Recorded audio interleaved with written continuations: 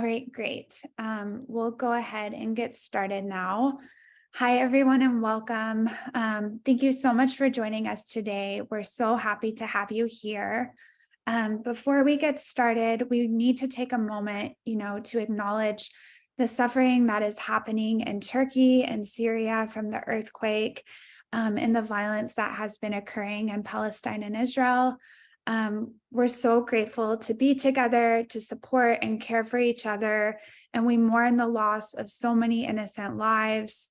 Our hearts go out to those who are experiencing great loss and hardship, and we just want to hold them very close in our hearts today. My name is Lindsay, and I'm the Communications and Development Manager at American Friends of Combatants for Peace, which is sponsoring the event today. American Friends of Combatants for Peace amplifies the Combatants for Peace movement in Palestine and Israel. Combatants for Peace is a Palestinian and Israeli grassroots activist movement that is committed to nonviolent action against the Israeli occupation and all forms of violence in Israel and the Palestinian territories. Before we move to speaker introductions, just some quick housekeeping. If you have any questions throughout the talk, please submit them in the chat box to Send Questions Here. You should see that in all caps, and we'll make sure to direct your questions to our speakers today. We are so honored and grateful to have Rana Salman as our moderator today, and deeply honored to have Sam Bahour as our speaker. Rana Salman is the Palestinian Executive Director of Combatants for Peace. She was born in Jerusalem and is a descendant of a Palestinian refugee family that was expelled from their home in Haifa in 1948. She grew up in Bethlehem under the Israeli occupation. I'll hand it over to Rana now, who will go ahead and introduce Sam Bahour. Thank you so much.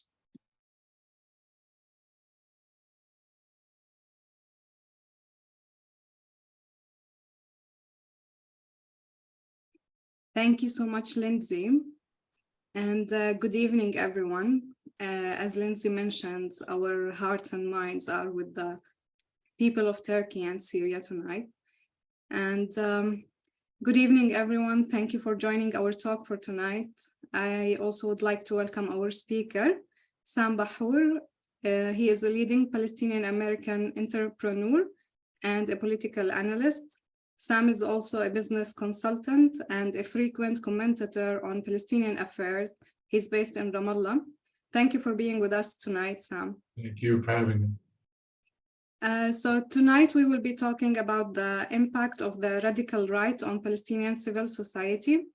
And for everyone here, feel free to send your questions along the way to the chat box, and we'll be happy to ask Sam your questions.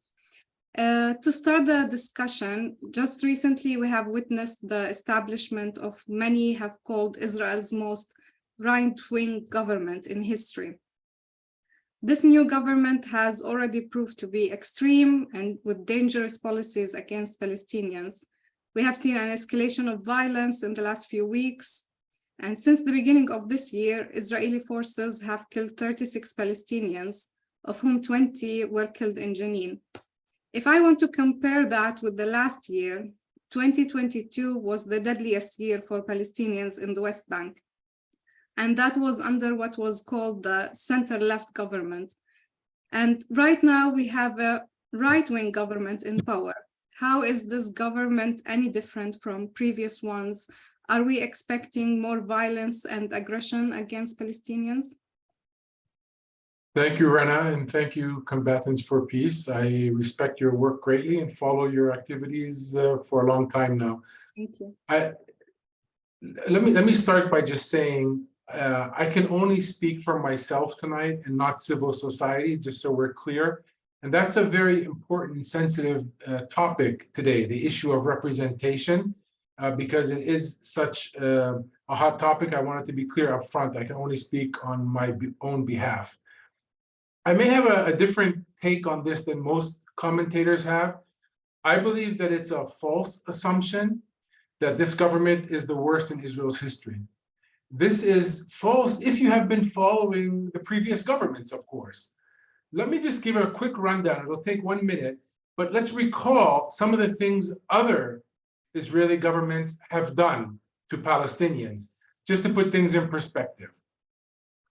There's a government that dispossessed 3/4 of the Palestinians from historic Palestine in 1948 and continued in looting their homes and personal belongings. I hope people will watch the new Israeli-directed documentary Tantura and read Israeli historian Adam Roz or Israeli journalist Ofer Adarit. These people bring this into focus today. You have an Israeli governments in the past that continue until this day to allow Palestinian refugees to return back home. That's been consistent over all Israeli governments. You even have all Israeli governments refusing to allow Palestinian internally displaced Palestinians to return home. People that are in Nazareth and their home is 5 kilometers away aren't able to come back home, even when the Israeli Supreme Court orders that they should be able to. That's all Israeli governments. We have past Israeli governments that put the entire Palestinian population inside Israel under military rule from 1948 to 1966. You have previous Israeli governments that launched the military occupation, the West Bank, Gaza Strip, East Jerusalem, Golan Heights, Sinai at that time as well. You have previous Israeli governments who have established or expanded illegal settlements and sustained them with everything from security, subsidized transportation, water, airwaves above the West Bank so settlers can have telecom services. The list is long. You've had previous governments seal off the Gaza Strip, bomb it every couple years. If you're a 16-year-old Palestinian youth in Gaza, you don't know what it means to have 24/7 electricity. Reflect on that for a second. All previous Israeli governments have imprisoned Palestinians under what they call administrative detention with full impunity. My cousin, Jamal Nizer, happens to be today the eldest Palestinian being held in administrative detention. I would hope people go and look up the hashtag Free Jamal Nizer, N-I-S-E-R. You've had previous Israeli governments from day one of the establishment of Israel collectively punish Palestinians for the act of a few Palestinians. They call that a war crime in international law. You've had, and I'll stop here shortly because the list is very long, systematically ignoring international law has been a component of every single Israeli government since its founding commitments to the UN. And UN resolutions are ignored, Security Council resolutions, General Assembly resolutions, Human Council resolutions, et cetera, et cetera. You had, before this government, collectively the Israeli Knesset bring into law the nation-state law, which says only Jews have sovereignty between the river and the sea. Again, I can go on, but I won't waste our time here because all major Israeli and international human rights organizations like Yesh Din, Beit Salem, Human Rights Watch, Amnesty International have documented what I just listed much better than I can do. And I would say in summary here, there's nothing new to learn about what this government is doing. However, there is something different about this government.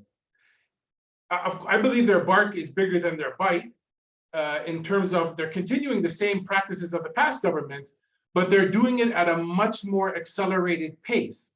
I believe they understand very well deep inside that they are living on borrowed time.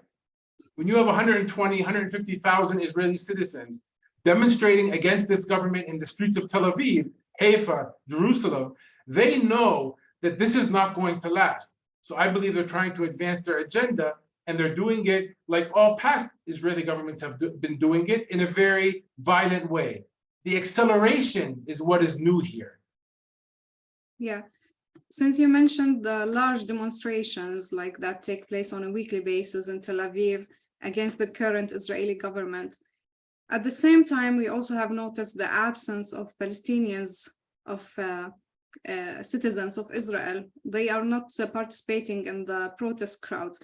Why are they not joining these anti-government protests, in your opinion? There are many that are not participating in these protests, and it's on a very principled position, which is that the protests themselves, in terms of their slogans and what they're asking for, is to go back to the status quo prior to this government.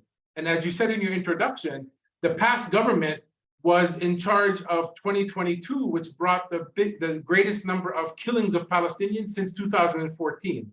So to say I want to go back to a slow motion killing machine, which is still building settlements, still killing Palestinians, still sealing off Gaza, et cetera, et cetera, et cetera, is not really a political platform that Palestinian citizens of Israel can relate to. I would go one step further and even point to some of the Israeli Jewish voices who have been making some of the same arguments. Most vocally would be journalist Gideon Levy, who just recently had in Haaretz an article about why he's not participating in these demonstrations. I would highly recommend people to read that. If we look at the damage internally to Israel, because everything I mentioned before is as the government relates to Palestinians, mainly in the occupied territory, but partly in Israel itself. But if we look at the damage this government is doing inside Israel proper, I would highly encourage people to read the analysis that came out of 4 Israeli human rights organizations, Yesh Din, OFEC, Breaking the Silence, and the Association for Civil Rights in Israel. These 4 organizations produced a report in December which analyzes the coalition agreements, the agreements that the coalition, which is the government today in Israel led by Netanyahu, what they have signed off in terms of the commitments they've made to each other, which brought this government to formation. The reading of that document, that analysis, shows, and rightfully so, that the fabric of society inside Israel is being ripped apart for Jewish Israelis. So where they thought they had democracy, they're losing democracy. Where they thought they had an independent judiciary, they're losing that independence. And the list is very long. There was a bill that was supposed to come out, I think today or Sunday, in the Knesset, which was going to limit and punish, for example, women that would go, Jewish women who would go to the Western Wall to pray. They didn't want that to happen. Netanyahu saw that he can't pass these coalition agreements in the legislative world, and he delayed it. Again, and a clear indication that they know very well, and Netanyahu first among them knows very well, that the pressure he's receiving globally from the Jewish American community, from the global community, and most importantly from Israelis themselves, will not allow this government to sustain. But that doesn't mean the entire Israeli public is relating to the demonstrations, because going back to what it was 3 months ago or 2 months ago is not news. Yeah, some people are asking if you can share the name of the article you mentioned, if we can send it to the chat box. And one question here, what proportion of Israeli Palestinian citizens voted in the last election? Do we have a number, or do you know the percentage? I don't have it in front of me, but as in the States, these coalition partners represent, I believe, a 48, if I'm not mistaken, % of the electoral. So like in the US when Trump was elected, it's a minority government if we look at the electoral system, how it's structured. But that's a little bit misleading, because if we look throughout history with that long list that I mentioned, we're talking about Israeli governments moving to the right to the point where Israelis are calling this government a fascist government. So they've gone more than just right on the spectrum. They fell off the spectrum into a place where even Jewish Israelis, especially Jews abroad, can't swallow. So it's the country is divided down the middle, just like the US is divided down the middle. Keep in mind, though, when we talk about a division in Israel, it's not really a natural division. Why? Because there are refugees that should be voting in the Israeli election who are being refused entry into Israel. So for Israel to keep its demographic balance as it pleases, it makes sure that we in the occupied territory aren't voting, even though they just claim that there's sovereignty for Israel between, or there's self-determination for Israel between the river and the sea for Jews, but we're subjects under their control. They control the water that I drink. They control the frequencies that my telecom uses, et cetera, et cetera. But I don't get to vote in their elections. Same for those Palestinian refugees who, under international law, should be sitting in their homes inside Israel and voting. So although the country is divided down the middle, I always like to remind ourselves that it's an artificial divide if you take those other two components of who should be involved in the elections. Yeah, thank you. Speaking about the US, we just recently saw the US Secretary of State Antony Blinken visited the region and met with the Palestinian Authority. He asked everyone to, I quote, calm tensions, which is like, as you mentioned, like asking us to go back to the status quo, which basically wants to keep the fact of everyday violence and fear and insecurity that Palestinians are living under. At the same time, he criticized Israeli settlement activity and the occupied West Bank as an obstacle to peace. What is the Palestinian Authority responding to all of this? Is there any prospects for peace? Is the two-state solution dead already? How do you see that? Both Biden's visit last summer and Blinken's current visit were pathetic. Pathetic in terms of they continue to repeat the adages of the last decades, which have kind of proven themselves maybe no longer feasible if it relates to the two-state solution.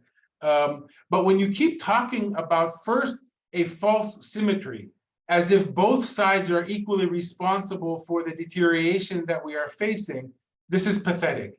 There is a military occupier who, by direction of a state called Israel, is causing damage in all of our communities, starting with Gaza and going all the way up to Jenin.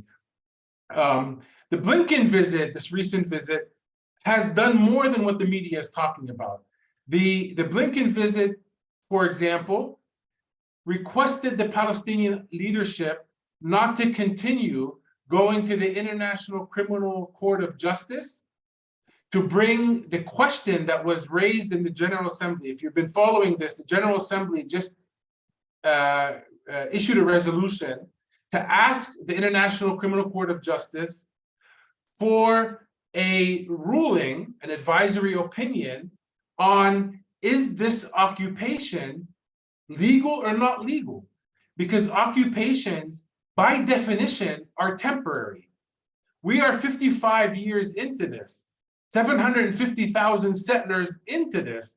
So it's fair that the Palestinians brought to the General Assembly a request to ask the venue that is designated for making such rulings, the Court of Justice, to make a ruling. Is this a legal or illegal occupation? All the experts that I've been reading are predicting the outcome to be surely it is no longer a legal occupation. It actually has overrode its legality as an occupation and has entered the realm of apartheid, has entered the realm of colonialization, etc. The US sees what's coming just like all those experts do. So as they've done before, they're trying to block the process and even penalize the Palestinians if they continue to use the international venues to be able to find recourse. If you recall, the US did the same thing after one of the Gaza flare-ups, incursions in Gaza, the war. I don't like to use the word war because it's not a war really, but there was a commission that was held. They did a report. Richard Goldstone, I believe was the name of the judge. He put out this report, and the report was about to be brought in front of the General Assembly to have a ruling on it, and the US blocked that process by putting pressure on the Palestinian leadership. But it's worse than that. The American delegation also imposed an idea on the Palestinian Authority not to call for elections. What I started my talk with in terms of how representation is such a key issue these days. We were supposed to have elections. They were flawed, they weren't called properly, but put that aside for a second. Even those flawedly called elections, after calling them, the Palestinian president withdrew the elections. And the Palestinians are saying, we must be able to elect our representatives. And the US is telling the administration, don't hold elections. Keep doing what you're doing, which is delaying them, and be sure you don't reconcile with Gaza, because if you do that, you will be penalized. And then lastly, things that this administration didn't do in this trip, for example, is ask why Israel is detaining, without charge, a Palestinian businessman, a US citizen from Ohio, happens to be my cousin. When Iran arrested an American citizen, it became headline news. When China arrested an American, it became headline news. When Russia arrested an American, it became headline news. Why cannot the Americans make the same ask to the Israelis? So this trip, it had zero expectation from our part, but as we start hearing of what was done and what was not done in this meeting, we're more convinced than ever that this is no longer an Israeli occupation. It is clearly an Israeli-US occupation, and that has become clear over time. So Sam, there's a quote, I think you maybe once said it, that we can have one state, two states, or apartheid. Can you please confirm if this was your quote and maybe elaborate on that? I don't recall the exact quote, but let me just make a statement about this issue that keeps coming up in all of our discussions. One state or two states. And I think this is a misleading and a distraction kind of discussion at this point, and I'll tell you why. First, we're very far away from any kind of resolution to the conflict. There is no peace process. There is no table that's being, where negotiations are being held. And a resolution to this conflict would have those kind of discussions at that time. We're not there. We're far away. We're actually the furthest we've ever been from that kind of discussion. We don't have a partner like for negotiations anymore. Exactly. And they're telling us very clearly in Israel, since they passed the nation state law and since this new government came to power, they are telling us on the nightly news, you don't have to take a Palestinian's voice as proof. The Israeli side, Netanyahu, for the last 10 years as he's led Israel, has said very clearly, there will not be a Palestinian state between the river and the sea. However, I personally still believe that two states is possible. It may be the only feasible solution. If you ask me theoretically, again, this is a theoretic discussion because there's nothing on the ground indicating that we're moving in this direction. I've actually expanded with an Israeli friend of mine, Bernard Avishai, and we wrote a op-ed in the New York Times about 1.5 years, 2 years ago, where we actually defined what we mean by two states. And we talk about it in the frame of confederation. Two independent states that come together and agree on what they can agree to.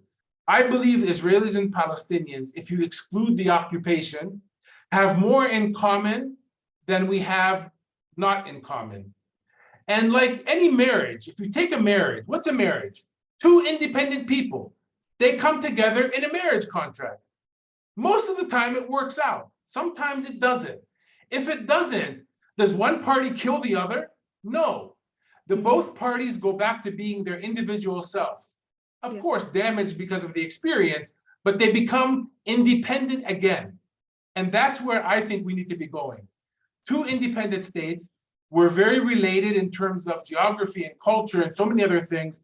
I think we can agree on a lot. Some things we won't be able to agree on. We can act in our state capacity. And if the agreement doesn't work out, we go back to our independent states. In the meantime, the word apartheid has arisen. And I think I need to make a clarification here that apartheid is not a passing word.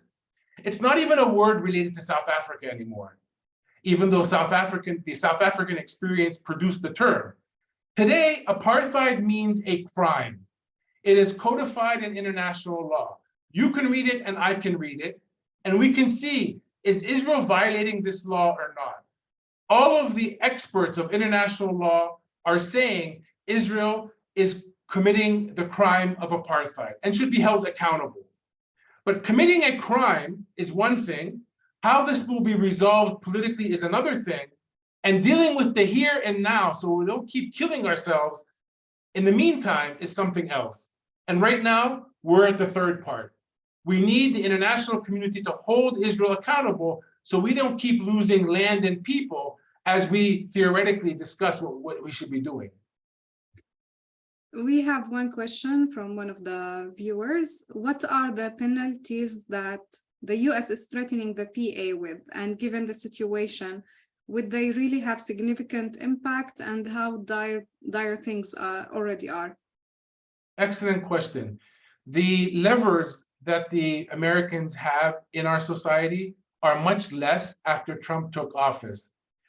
Trump cutting off all funding, cutting off all support to the Palestinian Authority government, et cetera, actually removed all the levers, maybe for the better, that Americans had on our society. Today, with Biden coming back into office, the only two things that actually started to get corrected is, one, the US started to refund UNRWA, the United Nations Relief and Works Agency, which is the UN agency that takes care of refugees. That's one thing that Biden brought back into the picture. And the other is the Biden administration re-engaged through US aid to have their funds come into our civil society. And that's major. I mean, when Trump stopped US aid, I can tell you the street that I work on has all office buildings. Within 1 month, we were seeing moving trucks taking offices away because they were closing, because the funding went south.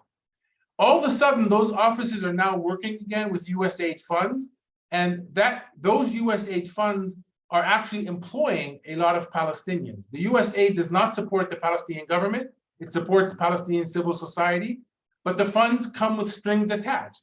It's a political agenda at the end of the day. For Palestinians in distress, it's a job opportunity for many. And that's a lever that if they wanted to punish the Palestinians, they can reduce the amount of US funds that come into the community. I personally would welcome that, even if there's a damage that's done to our society, because I think this politically motivated funding of our civil society, turning it off and on as if it was a switch, a light switch, is damaging to our community. It's not really economic development. It's not really civil society development. But there is damage that can be done. I mean, the US has influence on the European Union. The US has influence on blocking our ability to operate in the international community. So they wield a lot of power globally, and the Palestinians are embarrassing the US on many different fronts. The UN General Assembly and Security Council are only two of them. If you recall the last speech of Mahmoud Abbas, the Palestinian president at the UN, he said something that most people didn't get. He said, now that we are a observer state, member state of the UN, we are going to continue to sign on to various treaties and become members of various UN agencies. One of them being the International Aviation Agency, another being the Intellectual Property Agency. These are all UN agencies. Why is that significant? Because the US stupidly legislated itself in a corner a long time ago when Clinton was president. And basically the US legislation says, if the Palestinians are accepted as members in any UN agency, the US must stop funding that agency. That's what happened when Palestine became a member of UNESCO, and the US, unbelievably, stopped funding UNESCO. So someone in sub-Saharan Africa didn't get a book because the US stopped funding UNESCO. Why? Because the Palestinians became a member of UNESCO. If that starts to happen with other UN agencies like the Aviation Agency, which is important to maintain safety in the airwaves, the US is going to find itself in a very, very awkward position. Well, what about the American Jewish community? How can they pressure the US government for the Israeli apartheid to cease? Because Israel always ignores the UN sanctions. It is only US protection that allows Israeli apartheid right now. So what can many of the participants, for example, who are among us, like listening to you today, what part can they do? I believe that the Jewish American community will be the factor that corrects Israel or takes Israel back to where it was a month ago. It needs to be able to correct Israel and use this prime opportunity that Netanyahu has given them to be able to make the case, to use Biden's word, to build back better. To build back better means to build back an Israeli system of governance that addresses the occupation by ending it, that addresses the structural discrimination inside Israel by removing that structural discrimination, by opening the doors for Palestinian refugees to come back home. And I'm not saying open them so they all come the same day. I'm saying let's start the process. How about we bring back 10 families next week and see how the pilot goes? Israel doesn't even accept the theory of Palestinians coming home. So to build back better, still even acknowledge the Nakba as itself to yes, even I mean, states better apologize, right? I mean, the UK apologized to India maybe after 100 years. Apologies are important, right? That would be a good start. But if Israel, if the Jewish American community wants to build back better, they can't go back 1 month. They have to go forward in a serious way and address the things that the Israeli political environment refuses to even talk about, which is military occupation for 55 years, Jewish supremacy for 55 years. And this has to happen soon, because this government is getting a lot of pressure. And as I stated up front, I am convinced that they're living on borrowed time. We should not give them the opportunity to use the global pressure against them to come off the tree only to be 1 month back. Instead, we should use the opportunity, as I said, to plan forward. And there are new windows opening up for us here. For example, a sphere that the Palestinian struggle hasn't even come close to, which is the financial markets. For the first time ever, JP Morgan issues a warning report saying that they believe due to this government's actions of removing the independence of the judiciary could be cause for Israel to be downgraded in the financial ratings. That's something very important to Israel, because it means the next Intel investment or Microsoft investment or Google investment is now being questioned. If you read the Israeli papers, you will see some companies, some international companies are already talking about removing their investments from Israel abroad, elsewhere. So the damage that this government is doing to the Israeli social and economic fabric is real. I don't hope that Israel and Israelis destroy themselves, because I don't think that's positive. I don't think it's going to happen. I don't think we should wish for it.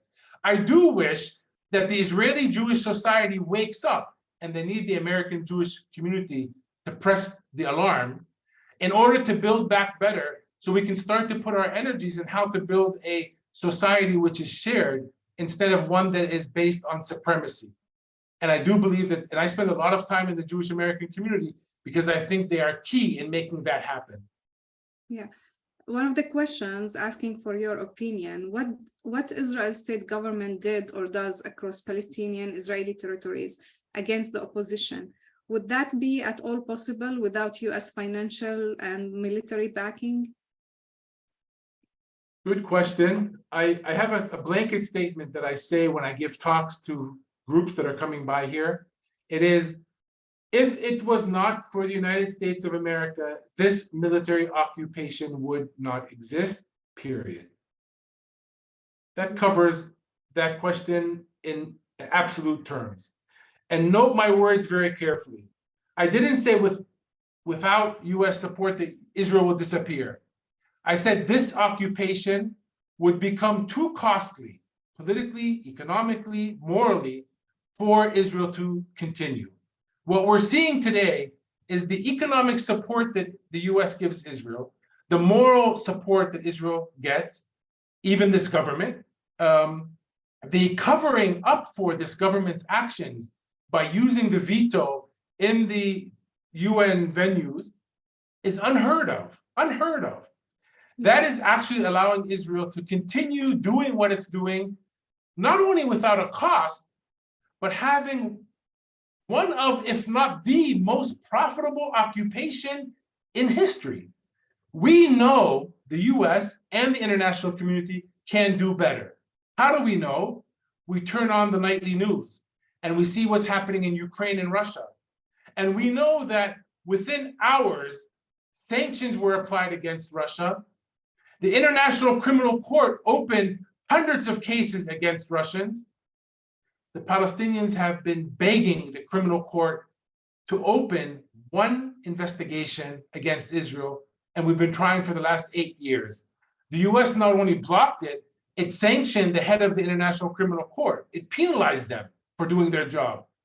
So again, if Israel is not paying a price for this military occupation, we can all expect it to continue as business as usual. There's two ways to pay a cost. One is the Vietnam style, send back body bags. I don't think that's a smart way. We tried that, it doesn't work. What we have been doing with Israel, because you don't go to a military might, you don't go to the boxing champion of the region and tell the boxing champion, do you want to fight? Because he'll beat you up. Instead, you go to the boxing champion of the world and you say, hi, boxing champion, do you want to play ping pong? Because there you might win. The Palestinians shifted to ping pong over a decade ago when civil society introduced the boycott, divestment, sanction campaign, when we started to demonstrate with our Israeli friends against this illegal wall. We do 101 things every day, which is nonviolent. You don't see it in nightly news. I believe the puzzle of nonviolence is where we should be picking pieces from to use to send a cost to Israel to tell them you cannot make money off of our suffering. When they feel that cost, I believe they'll change their ways. If the US backing disappeared or reduced, would the existence of Israel be genuinely threatened? That's a good question. I'm not a security expert, but I know a little bit about Israel. Israel, the nuclear power, Israel, the third or fourth strongest military in the world, Israel, which has the support of all countries of the world, and now even some Arab countries with them. They're in a pretty secure place, I believe. I think if their existence were to be threatened, they would know how to try to defend it. I'm not telling Israel, don't defend your existence. I'm telling Israel, you cannot defend no matter how much nuclear weapons you have, no matter how strong your military is, apartheid or military occupation or systemic discrimination inside the state of Israel. That can't be defended. And that's what I want Israel to stop doing. And as I said, I accept that I will live with Israelis for the rest of my life. And I want to do so collectively in a confederation where I have my independence, Israeli, Palestinian Israelis, Jewish Israelis, Druze Israelis have their independence, and we try to find a way to work together. And if we can't, we each have our own state, and we can live either friendly or not friendly next to each other. When we talk about two states, are you imagining two geographically separate states? Is that even imaginable now, given the extent of settlements? Great question. Yes, I do talk about two independent states geographically, but in confederation, where movement and access is not defined by the border of the state per se. I think Canada and the US, you can go back and forth. You have to cross a point, but it's not a difficult place to cross. That might be a bad example. A better example would be Ohio and Pennsylvania. With technology today, and we actually incorporate some of this in our op-ed, Bernie and myself, with technology today, we're going to be able to know who crosses and who goes where. But there's going to be independence of those states. I want my children to have Arabic as their state language. The Israeli state may want to have Hebrew, and there's nothing wrong with that if all Israelis accept that in a democratic process. We want our state, for example, to have a reflection of maybe all religions, because we have Palestinian Muslims, Christians, and we actually have Palestinian Jews as well. Israel may not, or may, I don't know, want that as part of their state DNA. So those are technical things, identity-oriented things, which are going to be discussed. But I want to talk about the things that we have in common, that there's no question about them being in common. For example, pandemics. How do we deal with pandemics? How do we deal with nature? The deer doesn't know the green line. We need to be able to deal with our wildlife in a constructive way, with our environment in a constructive way, with our water in a constructive way. And if we accept the notion of two states, something very important here to remember, international law is not only about the Security Council and the General Assembly. International law is actually about the protocols that all states sign on to. So there's protocols about water, about the postal system, about telecommunications, about aviation, about weather, you name it.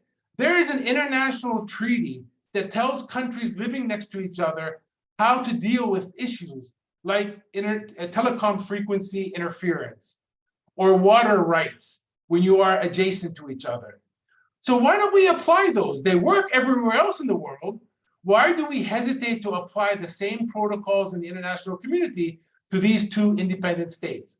I believe I know why. It's because the Israeli side, as they're articulating very clear today, don't have the concept of allowing a Palestinian state to emerge. So there is no mental discussion about how we can apply the tools of the world to make two states work. Israel, as a government, as a state, does not see a two-state reality anytime in the future. So last thing I'll say here is my children, I have two smart kids. One is a MIT graduate, one's a Harvard graduate. And they were here last week for a vacation. And they basically say very clearly, Dad, maybe it's time for us to look Israel in the eye and tell Israel, congratulations, you won. You win. You get it all.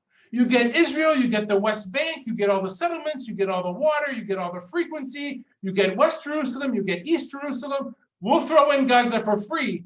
And you know what else you get? Us. Now, we heard that you have free healthcare in Israel. Where do we pick up our health cards? What the younger generation of Palestinians are facing is the potential to drop their statehood bid, which is what we've been working on all our lives, and to convert this struggle into a pure civil rights struggle. At the end of the day, it's going to be Israel's decision of what they choose. Yes. Netanyahu, as we all know, has promised to expand the Israeli settlements in the occupied West Bank, and he definitely wants to keep his promise.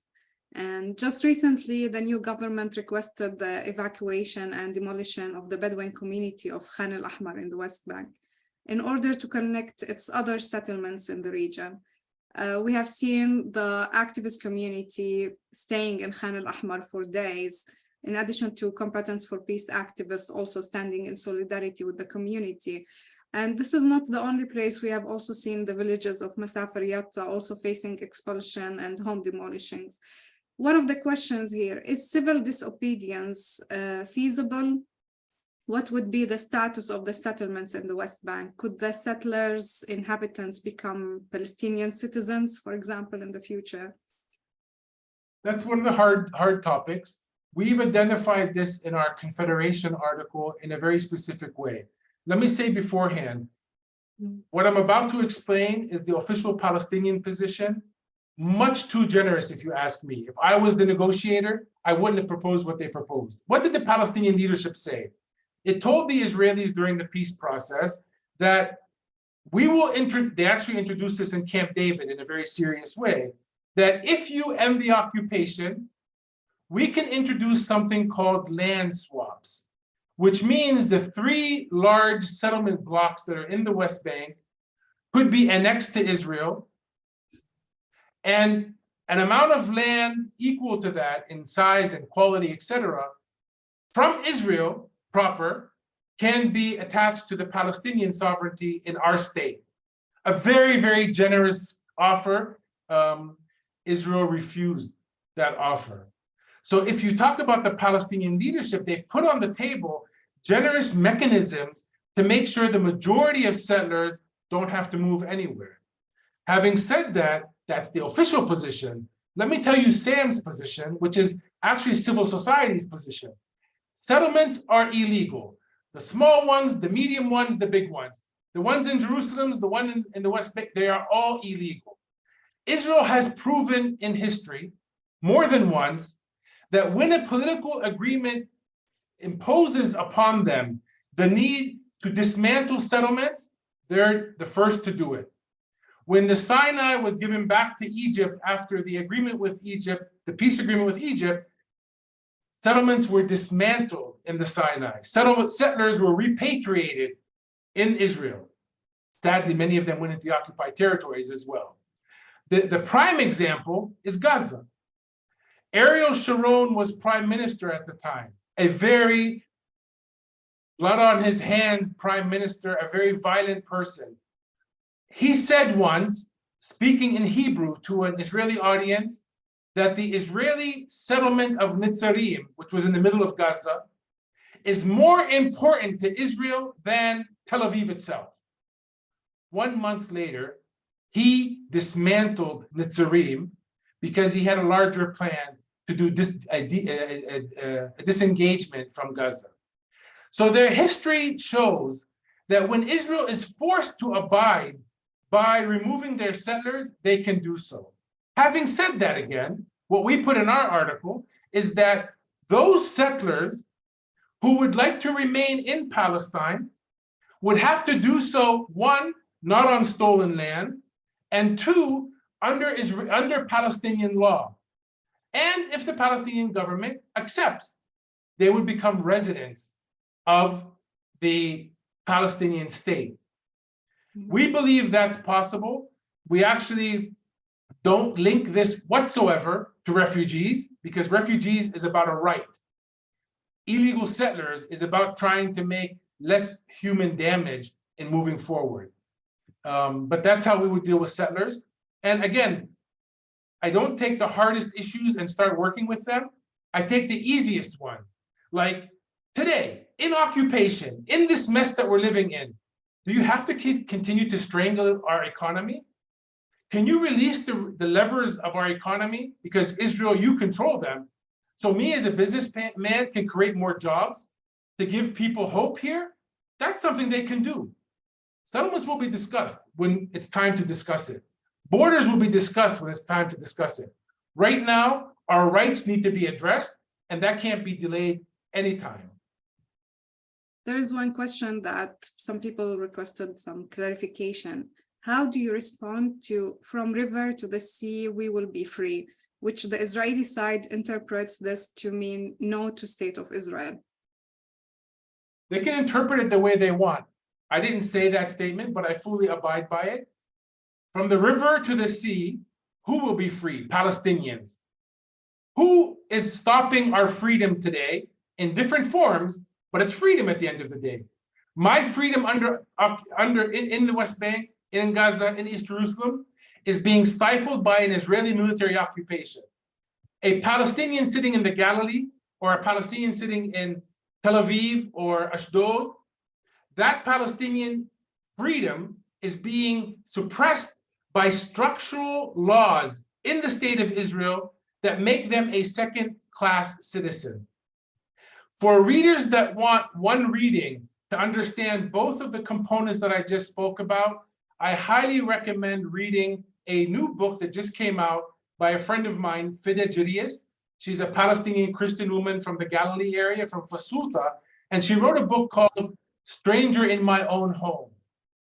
If you read Stranger in My Own Home, you will understand what it means to be a Palestinian outside of the country, a Palestinian inside Israel, and a Palestinian under occupation. It's like the entire Palestinian story in one book. Of course, there's many good books.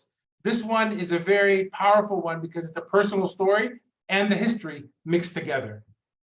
Yeah, I also recommend that book for everyone. It's a good one. Yeah. So as we mentioned, like the first months of Israel's most far-right government in history indicate a gloomy future for peaceful relations between Israelis and Palestinians, from withholding close to, I think, $40 million in tax revenue from the Palestinian Authority, to vows to expand the West Bank settlements, and the Israeli security minister's provocative visit to the Al-Aqsa Mosque compound. Based on what we have seen right now, how can the Palestinian civil society react? Because we have seen so much violence going on, and some acts were considered as acts of revenge. How can the Palestinian civil society respond and act right now? What do we need also from the international community at this Thank moment? you for the question, because it's key.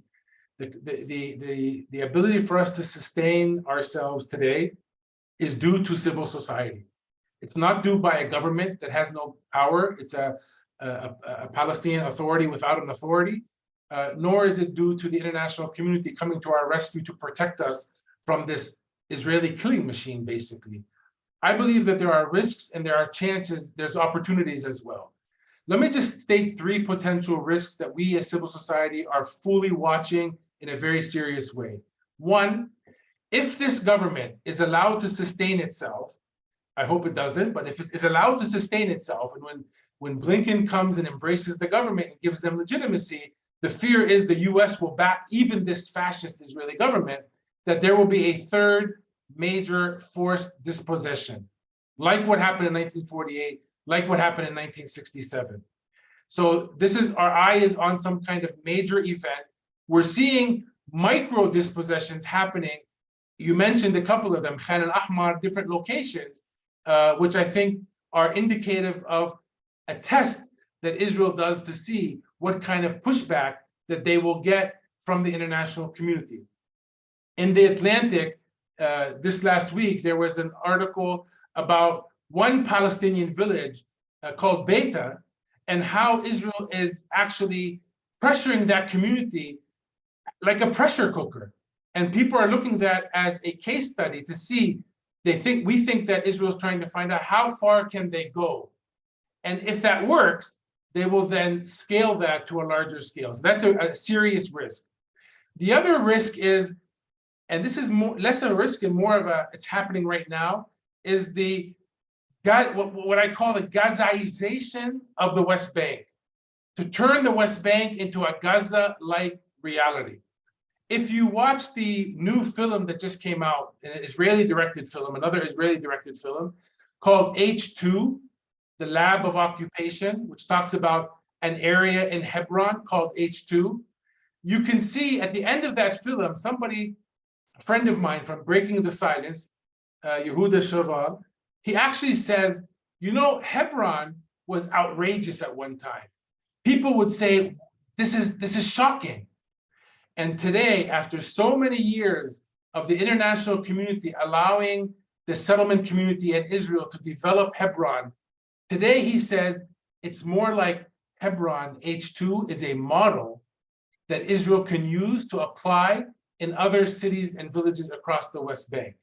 A very, very dangerous development. By the way, I'll mention 2 other Israeli-directed films that will give you a lot of information of how the settler movement today was able to take over the state of Israel. Both of them are Israeli-directed films. One is called Incitement, and the second is called The Settlers. You'll find links to everything I'm mentioning on my blog, epalestine.ps. There's a tab for books and a tab for documentaries. The third risk that I see, and this is also happening, is the normalization of the killing of Palestinians. You mentioned in the introduction that I think this year we've already had close to, I think 46, is it? Yeah, we're even surpassing the number of last year. We're passing 1 per day. We're passing 1 Palestinian per day being killed. I want to mention something here, especially to our Jewish American friends on the call, or our Israeli Jewish friends on the call. When a Palestinian is killed, the tragedy doesn't stop. The Israeli military many times takes the body, the dead body of the Palestinian, puts it in their forensic labs at a minus 70 degrees Celsius freezer, and then starts to negotiate with the family to release the body, usually at night. They released 2 bodies a couple of days ago, under the condition that the body gets buried within a few hours, so no autopsy can be done on a frozen body. My question is, what use does Israel have on bargaining in dead Palestinian bodies? Because that will only make the people the family members of these dead Palestinians look for revenge. And if you add to that, there's actually 120 some Palestinian dead bodies right now. If you add to that the 360 some Palestinians who have already been buried in Israel after they were killed by Israelis, they're put in what is called the cemetery of numbers with the Israeli military. If you take 125 and you take 360 and you times it by the average family size of 6, you have several thousand Palestinians with a direct reason to seek revenge. And if you add to that about 5,000 Palestinian prisoners, out of those 833, like my cousin, who have not been charged.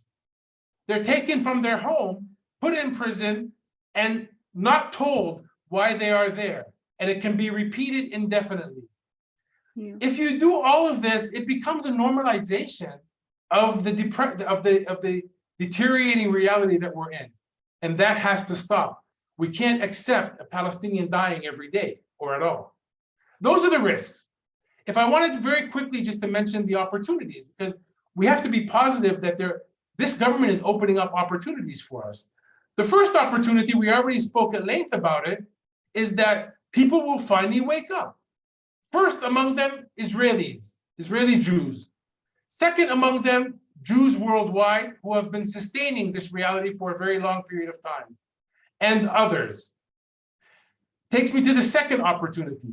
States need to start to act. And that's where civil society comes in.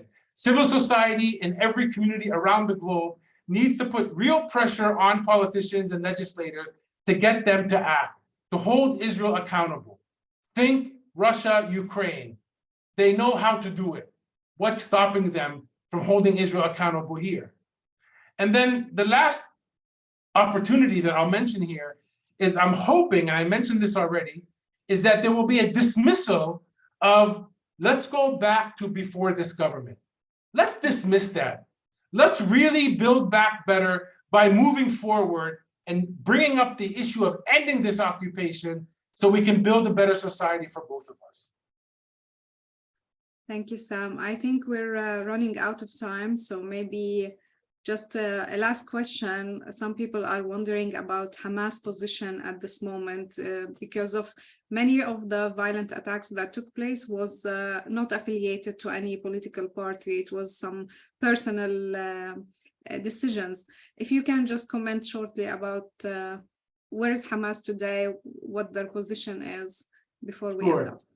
I think it's important to note that these violent acts that we're seeing, the Israelis themselves are calling them lone wolf attacks. No security apparatus can get in the mind of someone who has a desire to do something violent. We know that. Americans know that very well, as shooters are shooting out malls and restaurants and bars far too often.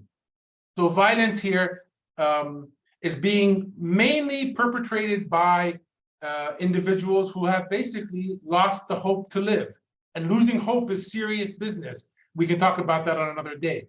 Hamas per se, it's problematic for me because first, I don't abide by their ideology, but that's okay. I mean, I don't abide by many people's ideology. If they won an election, they should be part of an electoral process.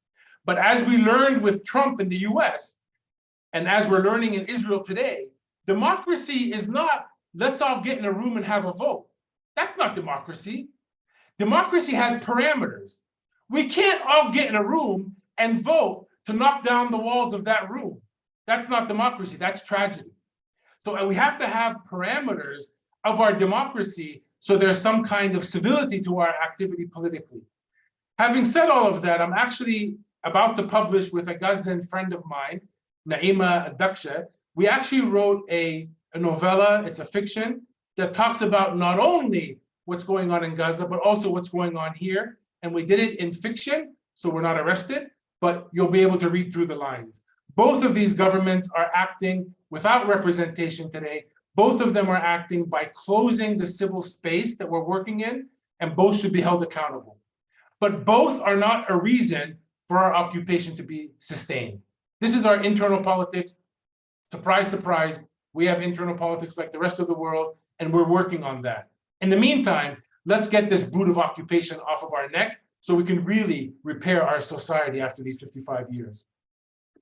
Thank you so much, Sam. That was like a great message for the ending. I would like to thank you for being with us tonight. We are very grateful for your presence and insights. And for anyone who is interested to learn more about what Sam shared, we have shared a link about your blog in the chat box. I also would like to thank everyone for joining us tonight and for the American Friends of Combatants for Peace for organizing this amazing talk. I will go back to you, Lindsay. Thank you so much. And thank you, Rana and Sam. This was such an important and moving conversation. We're so incredibly grateful for your insight. Thank you to everyone who joined us today. I hope this talk was informative and meaningful for all of you. This talk was the second in the American Friends of Combatants for Peace webinar series, Resisting the Radical Right. We will have another talk on March 9th on human rights defenders with Human Rights Watch and B'Tselem. If you'd like to see our full list of upcoming talks, you can do so online on our events page on the American Friends of Combatants for Peace website. We'll add a link to that in the chat box now. The Combatants for Peace movement is entirely funded by donations. So if you are moved or inspired by what you heard today and would like to support our movement for peace and justice, we'd be incredibly grateful. We'll also add a donate link in the chat box as well. And thank you again to both of our amazing speakers and for all of you who joined us today. We're so thankful, and be well. Take care. Thank you. Have a good night. Bye, everyone.